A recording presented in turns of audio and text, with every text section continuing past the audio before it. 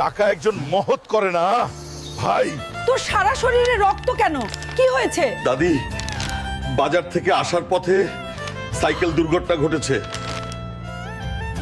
তাড়াতাড়ি এখানে বসো, আমি তোমাকে ব্যান্ডেজ করে দেব। নানি, আমাকে একটা বাইকও কিনে দাও। আরে হাল্ক, আমরা গরিব মানুষ। কি করছো হাল্ক?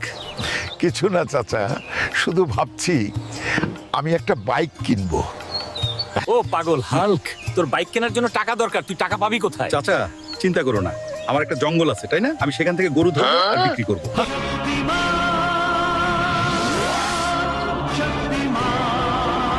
এই গরু, আমার সাথে আয়, তাহলে যুদ্ধ হোক।